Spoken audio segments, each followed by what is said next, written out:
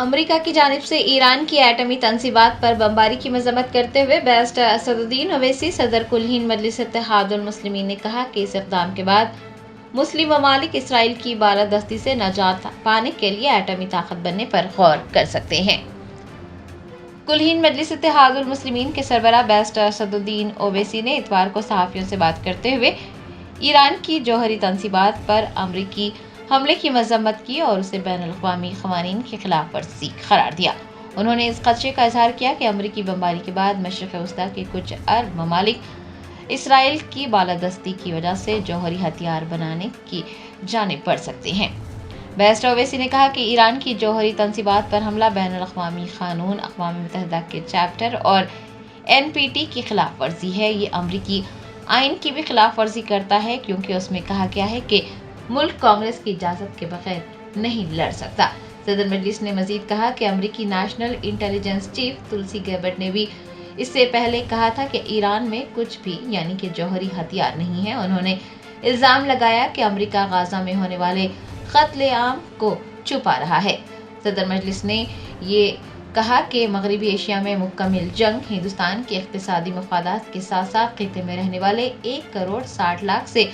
زیادہ ہندوستانیوں کو بھی بری طرح سے متاثر کر سکتی ہے۔ دیکھیے، جو آج صبح میں US نے ایران کے 3 یا 4 نیوکلیئر سائٹس پر جو اٹیک کیا ہے وہ انٹرنیشنل لاء کا وائلیشن ہے، یونائٹڈ نیشن چارٹر کا وائلیشن ہے، NPT کا وائلیشن ہے، اور خود یونائٹڈ اسٹیٹس کا جو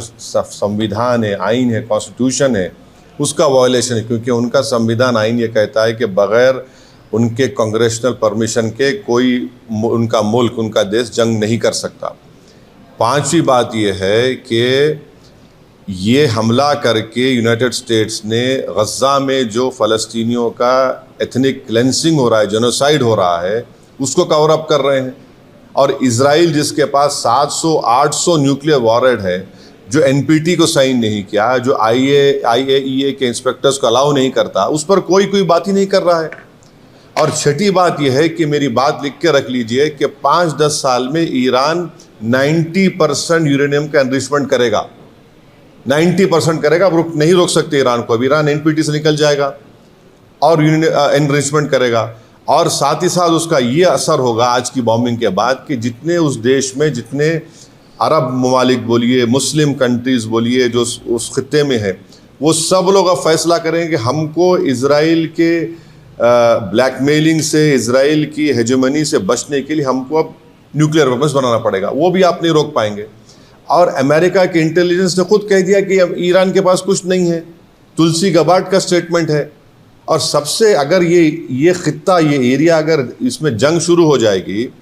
تو ایک بات آپ کو سمجھنے کی ضرورت ہے کہ 60 لاکھ سے زائد بھارت کے ناگرک وہاں رہتے ہیں، ہمارے انڈین کمپنیز کا انویسٹمنٹ ہے وہاں پر، وہاں سے ہمارے ناگرک بھارت کو بہت بڑا فارن ایکسچینج بھی جاتے ہیں۔ ان لائک نارتھ امریکہ کے وہاں تو انکم ٹیکس بھی نہیں لیا جاتا ان سے۔ اور آخری بات یہ ہے کہ کیا پاکستان اسی لیے ٹرمپ کے لیے نوبل پیس پرائز کا ڈیمانڈ کر رہا تھا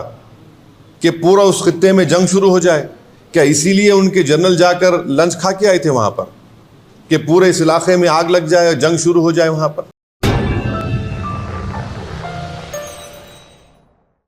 جرمنٹن super specialty hospital national award winner doctor Mir Jawad Zar Khan, German trained senior orthopaedic surgeon and director, ماہر ڈاکٹرز ڈاکٹر واصف اعظم اور doctor Bharvi Chanduri, senior cardiologist اور دیگر ڈاکٹرز نمایاں خدمات انجام دے رہے ہیں۔ Robotic surgery, advance cath lab, MRI، operation theatre, ICU، 2D ultrasound جیسی سہولیات سے آراستہ کارپوریٹ لیول ہاسپٹل، واجبی فیس میں ہر مرض سے شفا یابی کے لیے جرمنٹن سپر اسپیشلٹی ہاسپٹل، عطاپور،